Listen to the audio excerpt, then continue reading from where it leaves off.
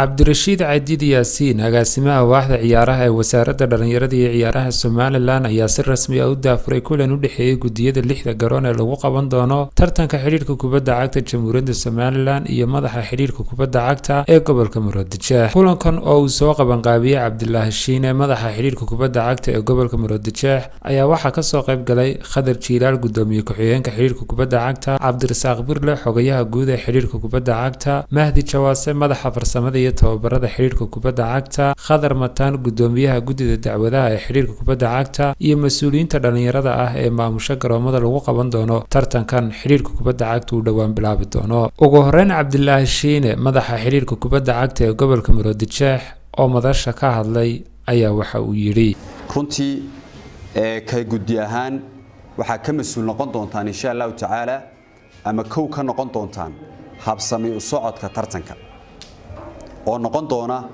mas'uuliyad awal bahayseen oo la idinka rabay inaad si laba jibaartaan waxa kale oo xusid mudan in waxa weeye agaasimihii waaxda ciyaaraha oo runtii ah nin hawlkara oo u jajaban sportiska iyo dhalinyaraduna mar walba gacan siinayo waxa weeye kaalintooda iyo sidoo kale dardargelintoodana ay leeyihiin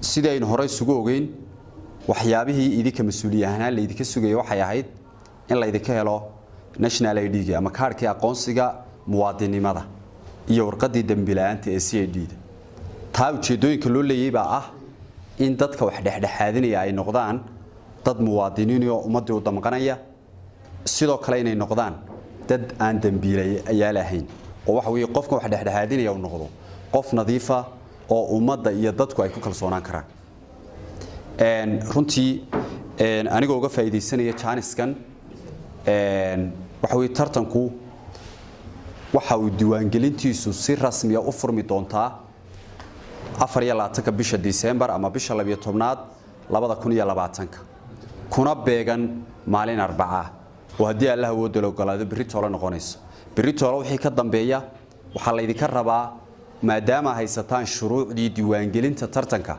ama laga rabay kooxaha isdiiwaangelinaya inaad diiwaangelintii bilowdaan waxa kale oo waxa weeye diiwaangelinta daba socota muddadii ay xidhmaysay degmo kasta ama garoon kasta wuxuu haystaa 7 maalmood hadii Allah uu dalo galaado oo ku beegmaysa 31 December hadii Allah uu dalo galaado sidoo kale waxa iyaduna daba socota marka diiwaangelintu ay dhamaato kulan dambeyn isugu iman doonaa hadii eebay isu kansimo kulankaas oo aynu kaga arinsanayno garoon walba ama degmo walba cid iska diiwaangelisay si ay sharci ahaansho u marto markay kulanka isugu nimaadno waxaynu kala qaadanaynaa waqtiga tartanku bilaabmayo oo xusan gudoomiye ku-xigeenka xiriirka kubadda cagta Jamhuuriyadda Somaliland Khadar Xuseen Jaamac waa Khadar Jilaal oo madasha isna ka hadlay waxa uu yiri ciyaaraha waxa laga faa'iido waa magacaan insha Allah inaad ka faa'iidaan oo aad ku sultanaataan gudiyadii tartankaasi sida fiican quruxda badan la u hirgeliyay insha Allah wixii aan oran lahayn iyo hadaladii oo dhan wakiilka xiriirka kubadda cagta ee caasimadda Shiine oo nin firfircoon ah oo nin isagu markii hore garoomada ka shaqeynayay oo nin ala shakhsiya iyo ala ciyaartoy garanaya garoon walba weeyaan waana ugu mahadnaqaynaa si fiican dardartan markiiba uu shaqadiisii u bilaabay caasimadda waxaan rajaynayaa kulli hadal badan ma yaalo shaqooyin baa inoo yaala iyo si aan hawlaha qof walba dhinaciisa uga qaban lahaa insha Allah waxaan rajaynayaa hawshaas si fiican inoo qabsato. Cabdirashiid Cadiid Yaasiin agaasimaha waaxda ciyaaraha ee wasaaradda dhalinyarada iyo ciyaaraha Somaliland ayaa hadalka madasha si rasmi ah u soo xiray waxaan uu yiri sharaf weyn bay tahay inaan idin soo qayb galo kulankan xiriirka kubadda cagta soo qaban qaabiyay ujeedadiisu daaran tahay bilowga tartanka la yiraahdo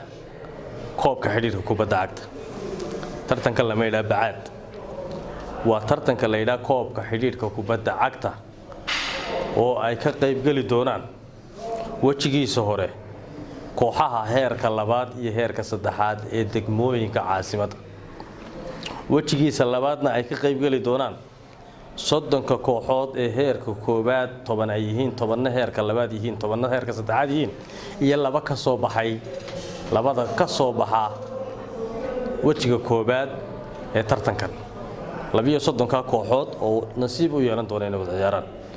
tartankani wuxuu u eegyahay tartanka la yiraahdo FA Cup-ka ee Ingiriisku ay ciyaaraan. magaciisana waxa la yiraahdaa koobka xiriirka kubadda cagta. ka bilaabmaya ee garoomada aad gacanta ku haysaan ka bilaabmaya waa koobkii xiriirka kubadda cagta Soomaaliland. waxa iyaguna bisha labaad bilaabmi doona horyaaladii heerka koobaad, heerka labaad iyo heerka saddexaad. marka waa fursad la siinayo. waxa kaloo jiri doona tartamo garoomadiina aad ku qabataan oo qorshaha wasaaradda ciyaaraha ku jira oo ay ciyaaraan kooxaha heerka labaad iyo heerka saddexaad ee degmo waliba iyagoo gaarkooda isu soo reebreebaya marka dambe isu imanaya oo groupisa. laakiin tartankani wuxuu kaga duwan yahay waa knockout. hal ciyaar baa kooxdu ay ku haraysaa. marka waxa weeye si tartan ilaa dhammaadkiisu waa knockout. waxa 30 marka loo tagay labadan u tagaan waa knockout. warqadda dambi la'aanta waxaan idinka doonaynaa inaad u noqotaan dad ay ku daydaan role model aad u noqotaan dadkan ciyaaraya. oo haddii kii garoonka maamulaya uu dambiile yahay ee hawshan gacanta ku hayay de iyaguna waxay noqonayaan nooca uu yahay. marka inaad dad mas'uuliyiin ah oo nagu tiirsan oo wixii caqabad idinka hor yimaado dawlad ahaan aanu saldhigyadii iyo aanu la kaashanaanu doonaynaa. waxa kale oo aynu doonaynaa wasaarad ahaan iyo idinkoo gudidii tabaruca ee xaafadaha ah oo marka horeba garoomada gacanta ku hayay iyo dawladdii hoose inaynu iskaashano oo iska warqabno. saddexdeenuba adeegayaal bannay waxaynu adeegaynaa bulshada. runtii ma filayno inaad dheef badan ku heshaan. dhibka idinka soo gaadha iyo dheefta lagu helo waxaan ogahay inay badan tahay dhibka dadka soo gaadha. laakiin waa arrin hobbigiina ah, waa arrin aan ciideedu ku qasbin, waa arrin aan aniga waqtiga ciideedu kuma qasbin. inaan yar baan ah aad baan u yaraa ciideedu ku qasabta ma jiro. cimrigayga kala bar baan imika wasaaradda ka shaqeeyaa. wax ii sii kordha mooyee waxba igama nusqaamin. laakiin caqabado badan oo mararka qaar is odhanaysa ma kaga tagtaa ayaa ka hor imanaya. laakiin inaydaan niyad jabin baan idinku guubaabinaya. guddi ahaan waan idin sharciyeyn doonaa. tartamada kale waynu ka wada shaqayn doonaa. garoon walba inaanu ku ogaanaanu doonaynaa. degmada iyo saldhigga idin dhow inaad wada shaqaysaan baanu doonaynaa. guntigaad diisha isaga xidhaysaan.